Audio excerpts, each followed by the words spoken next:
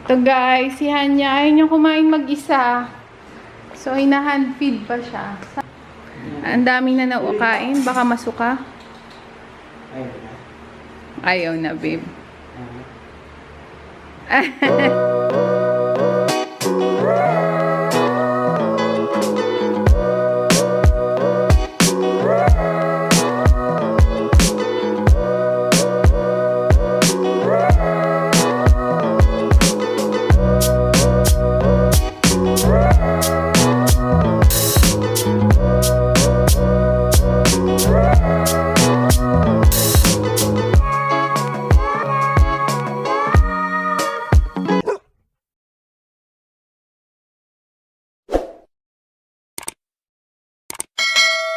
Hey guys! Welcome back to the vlog. Today we're going to share with you yung aming patuloy na pagbabantay kay Hanya to see what's really wrong with her, bakit ayaw niyang kumain. Also, we want to share with you that we put additional crates inside the house because nag-aagawan sila dito sa isang crate lang. I wanted to show you that dog crate doesn't need to be a bad experience for dogs.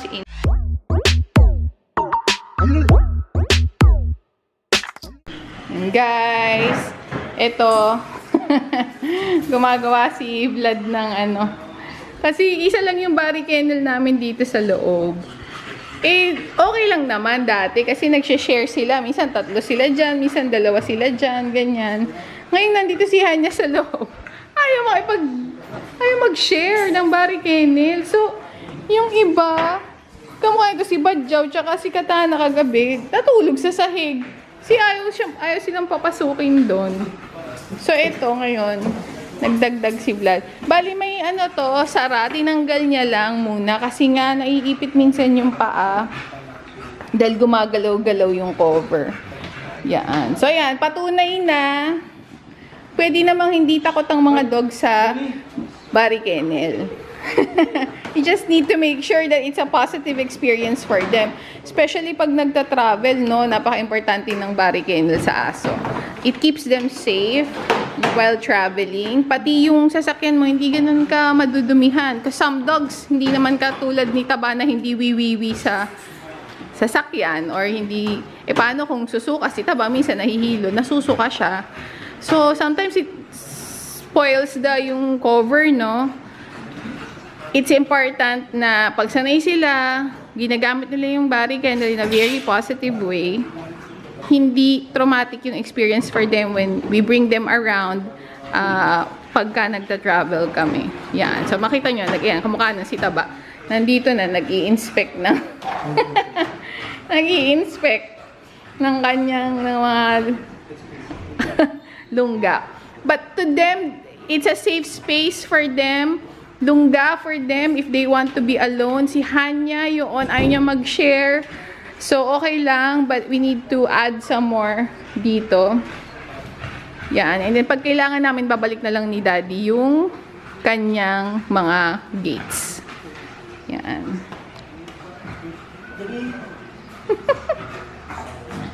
Tapos, ito, yung mga nagtatanong, nabibili lang naman to. Actually, ito nabili namin sa SM Supermarket ba natin ito binili?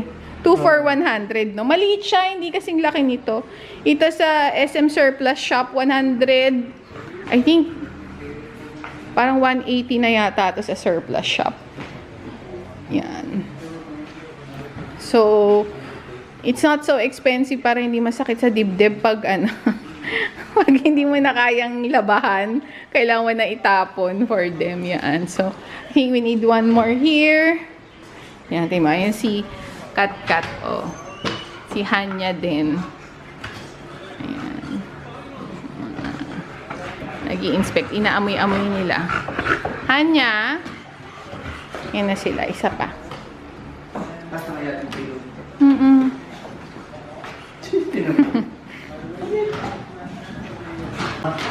Meron pa dun sa drawer. May bagong kumot. Huwag mong buksan lahat, ha. Madami kasi yung binili ko. Parang I think I got 10 of these. Kasi nga parang lumalabas lang siya ng 50 pesos. We really need it. From time to time, you need to change it. Ganyan.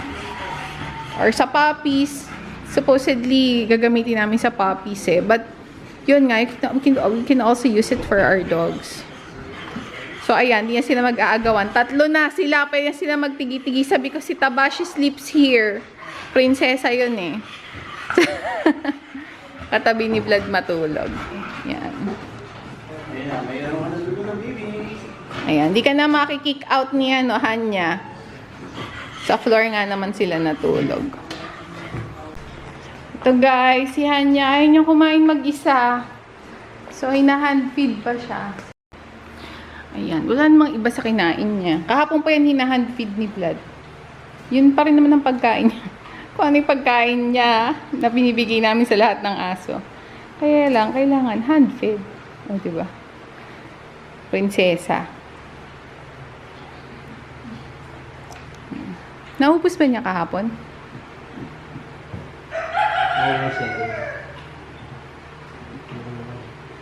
Neglected child yan ata eh.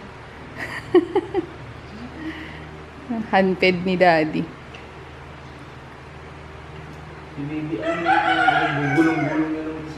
Sina? Kaya yung nagkakaroon ng mga ano-ano.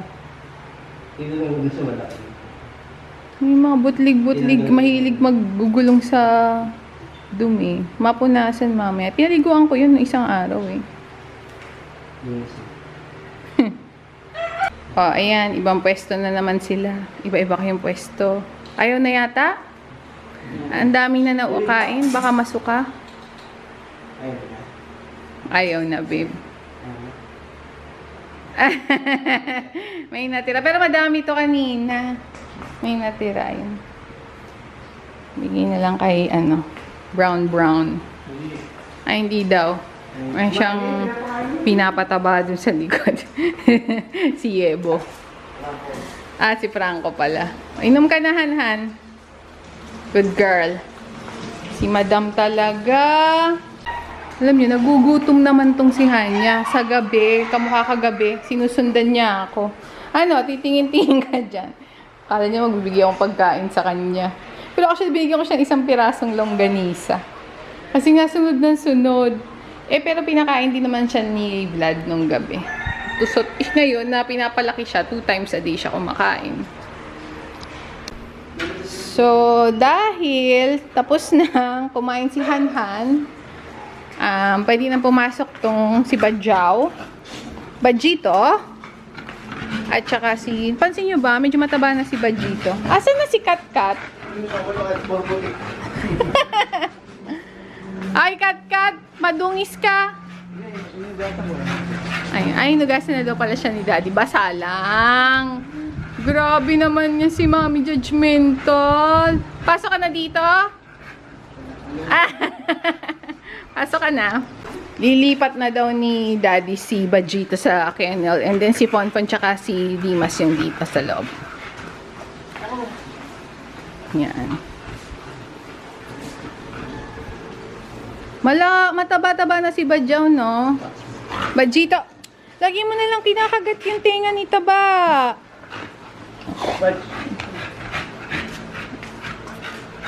Saan punta? Hindi niya alam, ikukulong siya. Mali, diyan muna. Dito ko pa pupunta. Sige. Pasok. Wag ko na papasukin sa loob. Or papasukin sa loob. Papasukin ko pa. Paano ko bibidyo kayo? Bibidyo ko kayo. Nandiyan naman na yan. Ha? Kawawa naman, pabebe, Mahilig siya magputik. Kaya yung dibdib niya, pag hindi mo talaga nilinis, ay nako, hindi talaga titino. So, ayan na siya. Tapos nagpapakyut siya ngayon. Kasi nilagay siya doon dahil pinapatuyo yung dibdib niya. Natitingnin ko yung legs niya. Basa.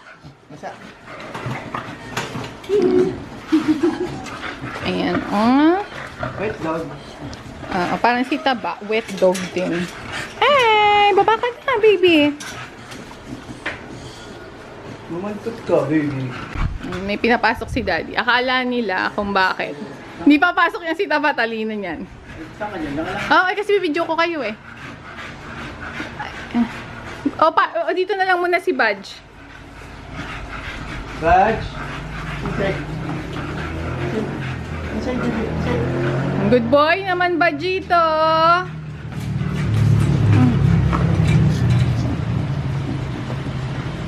Yan yan. Diyan ka lang, baby. Saglit lang, ha. Ayan na. Nag-iingay na sila kasi lalabas na si Dimas tsaka si Fonfon. So, lahat sila nag-iingay sa kennel. Alam nyo guys, sa totoo lang, kung kaya lang namin silang lahat pasok sa loob ng bahay. But we have to admit na hindi pa namin sila kayang disiplinahin lahat, nasusunod silang lahat sa amin. So, mahirap nun, mahirap makipagsapalaran.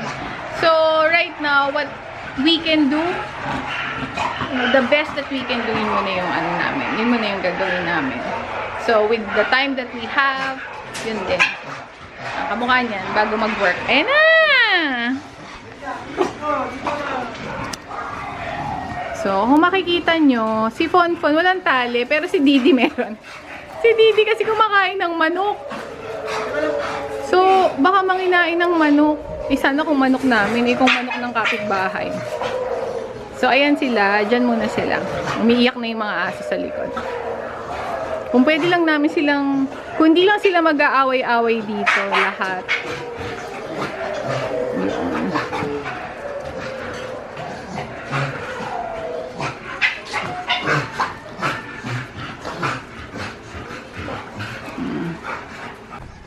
Ayan. May butlig-butlig daw si Didi. Si Fonfon, masyadong dry yung ears, malinis. Bakit? Nalusot na. Nalusot ka? Sa putik. Kapasong putik. Pasok putik. Taba ching-ching si Didi to ngayon, ah. Pumuli lang kami tawid. Bait naman niya si Didi, eh. Dadalhin ko yan sa bundok. Punta tayo sa bundok, Didi. Ha? Good boy. Ha? Kulang na sa libo. Yan. Sabi ni Vlad, may butlig yata. Paliguan. Pinaliguan na niya. Hindi ko naman nakikita yung butlig, pero baka dahil basa lang. May unti-unti daw. Buti nilabas mo na.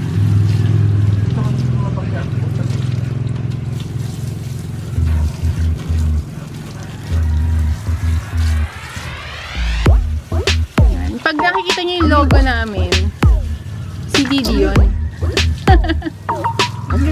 Kasi si Didi, nakita niyo yung mukha ni Didi, di ba nakakatakot? Yung mga gusto namin mukha.